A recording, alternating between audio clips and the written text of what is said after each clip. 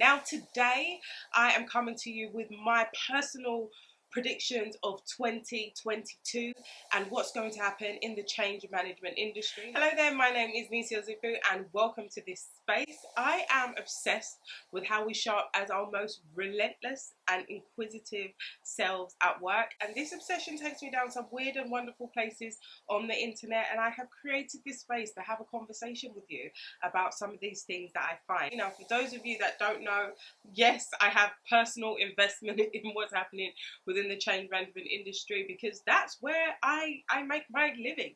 I like to say that I'm a native transformer. Ever since I left university, I've always worked in the transformation space, kind of supporting change, the managing change and leading change and making sure that organizations and the people, the talent they have within it are really supported as they go on through their various journeys of change. Now, it goes without saying that the past couple of years have really shaken up the world and really shaken up the way that people look at change management. So about 7 years ago, when I really kind of focused and doubled down on change management specifically, so not doing project management, not doing program management, but focused on being a change manager, the role that I applied for was one of the only ones that was in the market. It wasn't really a thing, and I remember I really had to go into a lot of detail explaining what it was that I do.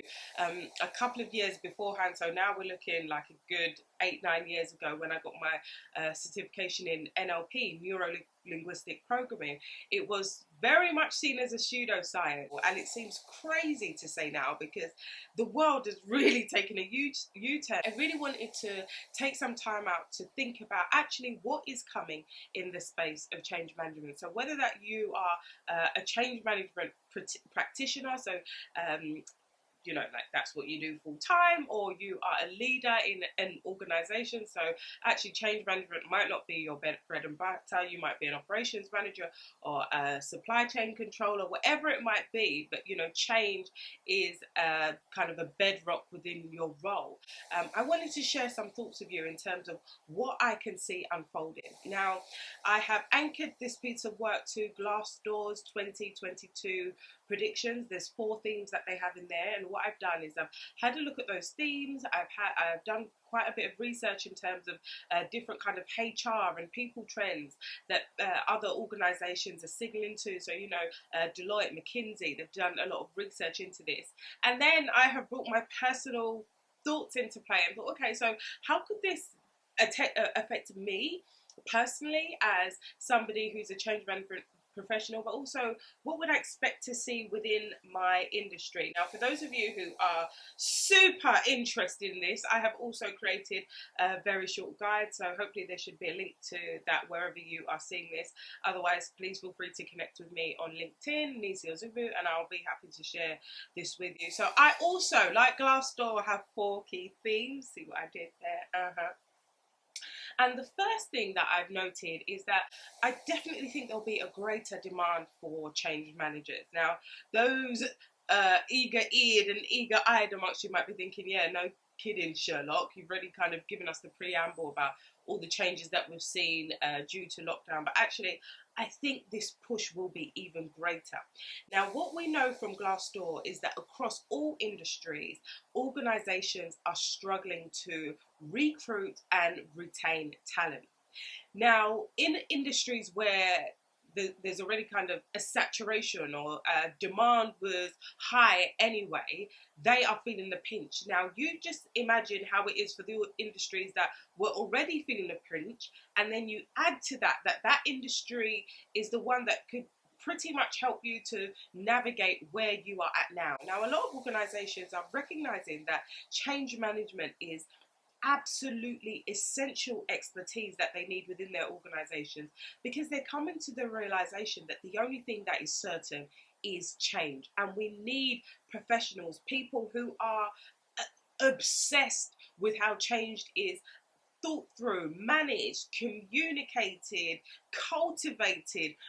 We need people that make that their focus, just like a couple of years ago, and now to a certain extent within the IT space, within the service design space, we have seen these booms before, and now it's the time for change management. So definitely, I think there will be an increased demand for change managers. Another thing that I think that we'll see is an increased merge of org design and change management disciplines.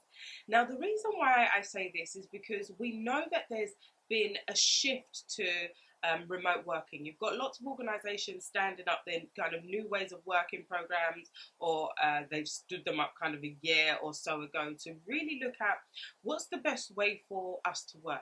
Should we be in the office? Should we be out of the office? Should we be working in a hybrid way? And now, as 2021 has progressed, and as we've moved into 2022, organisations are recognizing that what they're doing now is the window dressing. By looking at meeting culture, by looking at should we be in the office, should we be at home, that is window dressing. That is not looking at kind of the root causes and the root of how we work. The way that we work is to do with job descriptions, to do with the way we organize in teams, the way that we self-organize, the way that governance is set up. So all design is now growing in prominence again.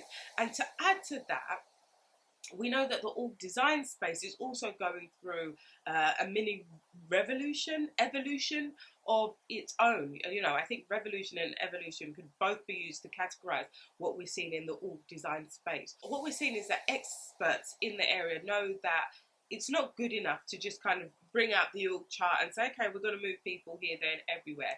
Actually, we need to do a deep dive even into the way that we think about the org chart. We need to do a deep dive into the way that we think about roles and capabilities, and should we be organising based on capabilities, or should we be organising around problems? I know Deloitte have a great paper out at the moment looking at how teams can maybe more meaningfully be organised according to the problems that they are solving. Now, obviously, this will not work for every industry, and I think what is key here is understanding what works for your industry, what doesn't. So, you know, separating the wheat from the chaff, as it were.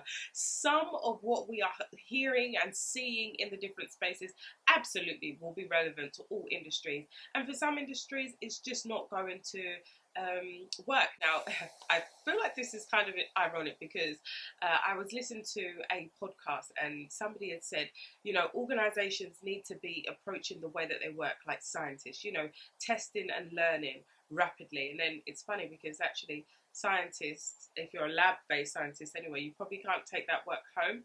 I don't know, it just made me chuckle a bit inside, you know, oh, the irony of it all. But definitely org design and change management, we're going to start seeing them merging a lot more in a way that we haven't seen before, because as organizations are taking that fresh look at how their org design is set up, you will need change managers to work alongside your org design experts to advise and to support in terms of any changes that are going to take place. So will you be looking at team by team or capability by capability? Will it be all in one hit? Will it be you'll be testing according to time bound scenarios? So, you know, we'll try something for 3 months and then move you know, in terms of 6 months going forward. So change managers and org design experts will have to work closer together in order to really get the most value from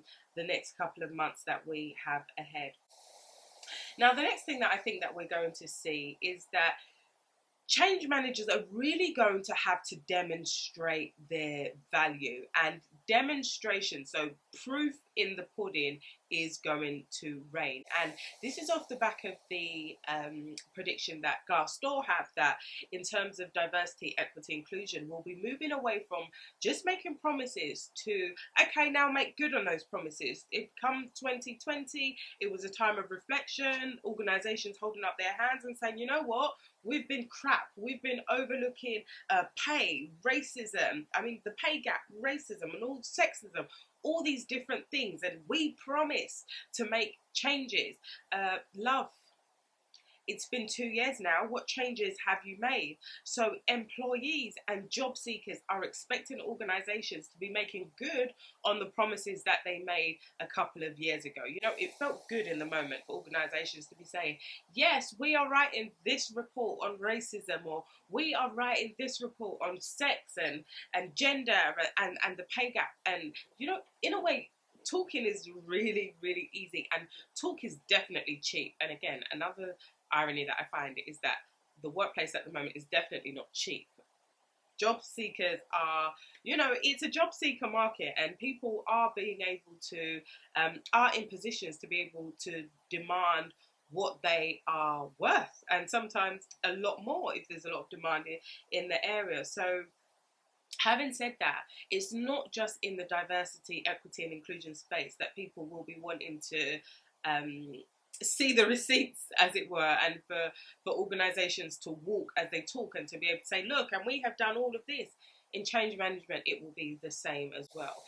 What we've seen within the change management space is this revival has been ongoing for a while, and there's been a number of talks and seminars about, using data in change management, how you can make your case for change in terms of why change management is so needed to be able to drive transformations and to release your benefits and to be able to make sustainable change. And it felt good as change managers to be able to say, yes, we do all of this, but now organizations are saying, okay, you said this to us 12 months ago. What exactly have you done? Show us the data. Show us. So whether it's, numerically, you've got data that you can show, or if you've got personal anecdotes and people that are able to come out and testify about the change and the influence that change management has had, organizations are saying, okay, show us everywhere. This is the year of accountability on all fronts. So whether it's employers, employees, change managers, however you categorize yourself, now is the time to show and prove. 2022 is not the year of just talking and saying and chatting a good game. It's a time of showing and proving. Now, the final prediction that I make is that there'll be increased transparency between change managers. One thing that I have found is you can find these very kind of top level old examples of change management tools that people are using, but speaking to change managers in different industries who are currently in post, there's this kind of reservation to share the tools that they're using. Now, I have my own kind of thoughts and hypotheses in terms of why that is. I think in some instances, people are very kind of self-conscious and they're not sure that what they're using is good enough. In other instances, I feel it's because what they have done, they're probably bigging up too much, and they're like, oh, I need to keep this to me because this is so great and I don't want anybody else to see it and steal my ideas. All of that needs to go out of the window. We are now in a global workplace, and what we're seeing is there's different forums that are being set up for people in different industries, or even in the same industries but in different parts of the world, to have conversations about what they're able to bring to the table. So and that's right across the board in terms of the tools and materials you're using versus how much you are being offered to do a certain job. So pay, I think it's Glassdoor that has the app Fishbowl that I was looking into today. Actually, I need to download it because I'm really intrigued by the concept of it. So yes, Fishbowl has now been started by Glassdoor, where people in industries can anonymously ask questions and tell their stories. And so as we are seeing increased transparency in other industries, it's inevitable for it to seep into change management, and in the way that change managers interact with each other, we will see that increased transparency. So, here, look at my change impact assessment. This is what I've got. Have a look at it. There won't be so much like red tape around sharing the tools that you are actually using. Now, I'm also going to be sharing some of the tools that I have been using. I think it's so important to lead by example and not just talk. And in line with the third theme that I mentioned in terms of showing and proving, it's the year of accountability. We all need to walk as we talk, essentially, and I am doing a lot of talking. So that being said, those are my 4 predictions for 2022 and change management. I wanted to say this year, but it's the 31st, so it feels a bit weird, it's not quite the 31st, but those are my thoughts. Let me know, wherever you are watching this, what are you thinking? Are you a change manager? Do you lead and manage people that are going through kind of head spinning transformations at the moment? What's your take on these predictions? Otherwise, have an amazing day and take care of yourself. Thank you for listening.